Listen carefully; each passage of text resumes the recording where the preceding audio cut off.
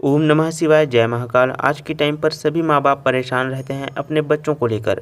कुछ परेशान रहते हैं भैया हमारा बच्चा कहना नहीं मानता है, कुछ परेशान है भैया गुस्सा बहुत ज़्यादा करता है, कुछ तो हैं भैया हमारा बच्चा दिन भर फ़ोन चलाता है, बिल्कुल भी पढ़ने नहीं बैठता, और कुछ माँ परेशान है भैया हमारा बच्चा बहुत ज़्यादा बीमार रहता है। यह सारी समस्या अगर आपकी हैं तो यह वीडियो आपके लिए ही है। पूज्य गुरु जी की कथा को सुन करके बहुत ही अच्छी तरह से समझाने का प्रयास करूँगा।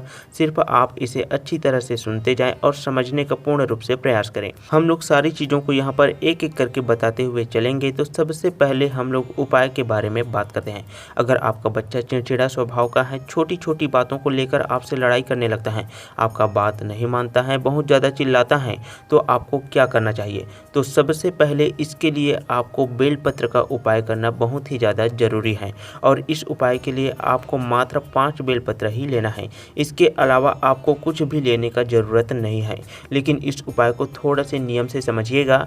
जैसे कि एक होता है भगवान शिव और उसके साथ होता है माता पार्वती, लेकिन इस उपाय में हमें माता पार्वती का नाम नहीं लेना है, उनका एक और नाम है जिसे उमा के नाम से जाना जाता है। तो आपको क्या करना है, आपका बच्चा जिस टाइम पर सो जाए, जैसे क्या होता है कि कई बच्चे सुबह सुबह बहुत लेट तक के सोते हैं, तो जब आपका बच्चा सो रहा हो या फिर शाम के समय में यदि आप उपाय कर रहे हो और रात में यदि आपका बच्चा सो रहा है, तो उसके हाथों में बस यहाँ 5 बेलपत्र को आपको एक बार अच्छे से टच करा देना है, उसे अच्छे से छुआ देना है। छुआने के बाद इस उपाय को चाहे माँ कर रहा हो या पिताजी कर रहा हो, छुआने के बाद इसे लेकर चले जाना है महादेव के शिवलिंग के पास। इस उपाय की सबसे अच्छी बात यह है कि इसे आप अपने घर पर भी कर सकते हैं। तो बेलपत्र को लेकर के चले जाना है आपको महादेव के शिवलिंग के पास, और आपको अपना मुख रखना है उत्तर दिशा की तरफ। और अब जो 5 बेलपत्र आपके पास में हैं, वहाँ 5 बेलपत्र को आपको एक साथ समर्पित नहीं करना है।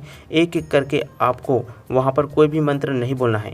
एक एक करके आपको शिवलिंग के ऊपर माता उमा के नाम से, कौन से नाम से? माता उमा के नाम से आपको एक एक करके 5 बेलपत्र को भगवान शिव जी को अर्पित कर देना है। और सबसे मुख्य बात यह है कि यह उपाय आपको सिर्फ और सिर्फ बुधवार के दिन ही करना होता है, और किसी भी दिन आप इस उपाय को नहीं कर सकते हैं। तो जो भी व्यक्ति बुधवार को यह उपाय करता है, जब भी बच्चा सो रहा हो तो उसके हाथों में 5 बेलपत्र को टच करा करके माता उमा के नाम से महादेव जी के शिवलिंग के ऊपर समर्पित करता है, तो उसके बच्चे अगर बहुत ज़्यादा चिल्लाता है, चिड़चिड़ा स्वभाव का है, बात नहीं मानता है, छोटी छोटी बातों को लेकर बहुत ज़्यादा गुस्सा करता है, जिद्दी स्वभाव का है, तो उनका दिमाग ठीक जरूर हो जाता है। तो फिर दोस्तों यह उपाय आपको बहुत ही अच्छी तरह से समझ में आ गया होगा। अब बात करते हैं हम दूसरे उपाय के बारे में, और यह उपाय भी आपके बच्चे के लिए है। अगर आपका बच्चा बहुत ज़्यादा बीमार रहता है, सप्ताह में 2 से 3 बार उसको मेडिसिन देना पड़ता है, बार बार मतलब बीमारी में ही पड़ा रहता है, कुछ ना कुछ उसका स्वास्थ्य खराब सा रहता है, तो उनके लिए आपको क्या करना है, ध्यान से सुनिएगा। इस उपाय को बताने से पहले मैं आपको बता दूं कि इस उपाय को भी आपको एक निश्चित दिन यानी कि बुधवार के दिन ही करना है, और किसी भी दिन नहीं कर सकते हैं। तो बस इन्हीं उपायों को वीडियो में अंत तक मैं आपको अच्छी तरह से बताने का प्रयास करूंगा। लेकिन अंत में बताने से पहले बहुत इंपॉर्टेंट चीज़ वीडियो के बीच बीच में मैं आपको अच्छी तरह से बताऊँगा, इसलिए वीडियो को बिल्कुल भी स्किप करके ना देखिएगा। हो सकता है कि जिस समय आप स्किप कर रहे हो उसी समय आपकी प्रॉब्लम का सॉल्यूशन मैं आपको बताने वाला हूं। तो फिर आपको वीडियो को बिल्कुल भी स्किप नहीं करना है, वीडियो को ध्यान से जरूर देखना है। तो फिर इस उपाय के लिए आपको लेना है पीपल का पत्ता। आपको इस उपाय के लिए चाहिए 5 पीपल के पत्ते। आपने पहले वाले उपाय में 5 बेलपत्र लिए थे, तो उसी प्रकार से आपको इस उपाय के लिए चाहिए 5 पीपल के पत्ते। यदि आपके बच्चे का स्वास्थ्य खराब रहता है, ऐसा नहीं है कि आपको पीपल के पत्ते पेड़ से ही तोड़कर लाना है। अगर आप नीचे में भी पीपल के पत्ते मिल जाता है, छोटा पेड़ है, तो उससे भी आप पीपल के पत्ते ले सकते हैं, लेकिन 5 पीपल के पत्ते आपको लेना ही लेना है। तो समझाने जा रहा हूँ, उसे ध्यान से समझिएगा। इस काम को आपको सुबह के समय नहीं करना है, आप रात में खाना खाने जाएं उस समय इस उपाय को आपको करना है। जैसे आपके घर में बच्चा बहुत ज़्यादा बीमार रहता है, तो आपको एक थाली लेना है, और उस थाली में पीपल के 5 पत्तों को कमल के फूल की तरह गोल घेरा बनाकर सजा देना है। जिस थाली में आप अपने बच्चे को खाना देने वाले हैं, उसी थाली में आपको इस पीपल के पत्ते को अच्छी तरह से सजा देना है। और पीपल के पत्ते के ऊपर जो भी आपके घर में बने हो, ऐसा ज़रूरी नहीं है कि कोई अच्छा सा पकवान बना हो, इसके लिए कुछ भी स्पेशल ना बनाएं।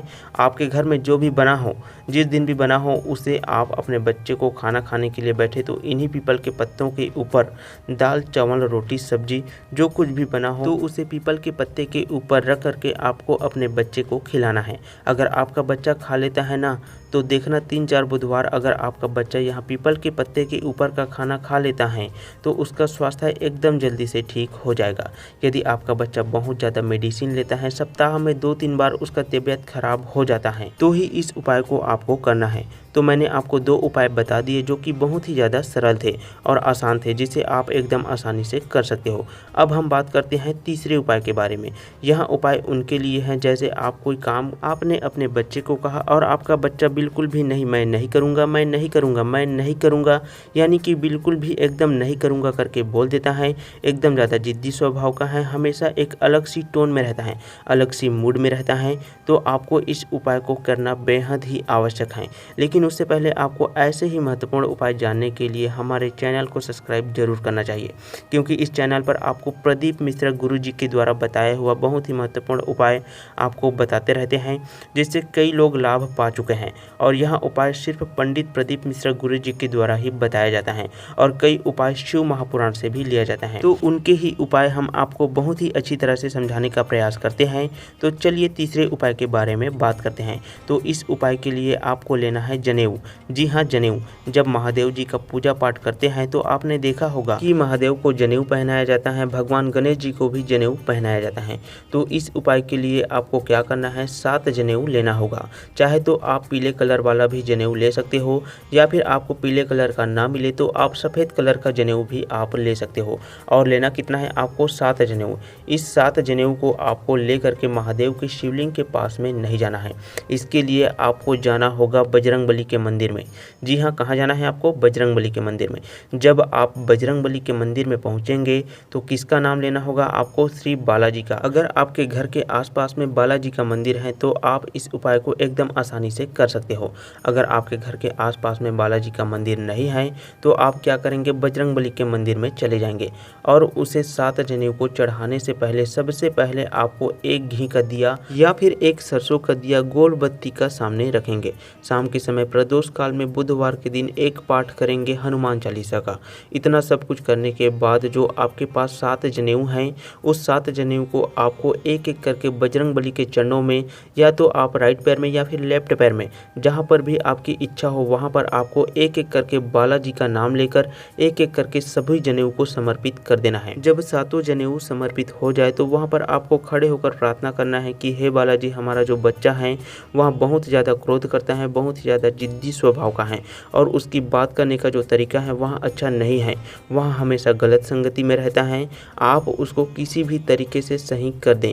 इस तरह से प्रार्थना करने के बाद जब दीपक ठंडा हो जाए, ठंडा होने के बाद आप अपने घर की तरफ जा सकते हैं। यह 7 जनेऊ का उपाय है जिसे सिर्फ और सिर्फ बुधवार के दिन ही शाम के समय में ही किया जाता है। जो भी व्यक्ति 2 से 3 बार बुधवार के दिन बजरंगबली के मंदिर में या बालाजी के मंदिर में इस उपाय को करता है, उसके बच्चे का दिमाग बहुत जल्दी तेज होता है और गलत संगति से तो वो बच्चा बहुत ही जल्दी छूट जाता है, व्यवहार में कुशल बनता है। तो ठीक है, मैंने आपको 3 उपाय बहुत ही अच्छी तरह से बता दिया। तो फिर आगे बढ़ते हैं हम अपनी चौथी उपाय की तरफ, जो कि यह उपाय आपके बच्चों के लिए नहीं है। तो फिर भैया बच्चों के लिए नहीं है तो यह उपाय किसके लिए है? तो यह उपाय आप 2 कामों के लिए कर सकते हैं। पहले, अगर आपका कोई मनोकामना पूरा नहीं हो रहा है तो उसके लिए भी आप इस उपाय को आसानी से कर सकते हैं। दूसरा, अगर आपके घर में धन संपदा नहीं टिक रहा है, माता लक्ष्मी का आपके घर में वास नहीं हो रहा है, तो भी आप इस उपाय को आसानी से कर सकते हैं। तो बहुत ही ज़्यादा ध्यान से सुनना है, थोड़ी सी ही चीज़ों को समझने का ज़रूरत होता है, फिर अपने जीवन में हमें खुशहाल होने से कोई भी नहीं रोक सकता। तो इस उपाय के लिए आपको बहुत ही महत्वपूर्ण चीज़ लेना है, वह है दुर्वा घास। और इस उपाय को भी आपको सिर्फ और सिर्फ बुधवार के दिन ही करना है और किसी भी दिन आप इस उपाय को नहीं कर सकते। तो आपको इस उपाय के लिए भी लेना है 5 दुर्वा घास। लेकिन दुर्वा घास लेने से पहले आपको एक महत्वपूर्ण बात का निश्चित रूप से ध्यान रखना है, तभी यह उपाय आपके लिए कारगर हो सकता है। 5 दुर्वा घास लेना है, वह हमें एक ही जैसा लेना है। तो फिर कैसा लेना है? जैसे हम लोग दुर्वा घास लेते हैं तो फिर दुर्वा घास तो एक ही जैसे रहता है, लेकिन आपको उसमें से एक महत्वपूर्ण चीज़ का विशेष रूप से ध्यान रखना है, वह है दुर्वा घास में 3 गांठ होना जरूरी है। 3 गांठ वाला दुर्वा घास ही आपको लेना है।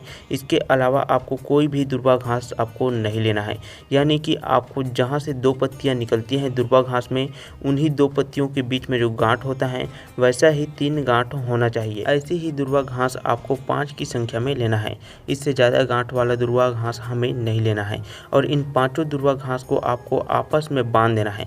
बांधने के बाद आपको लेकर के चले जाना है किसी भी भगवान गणेश जी का मंदिर।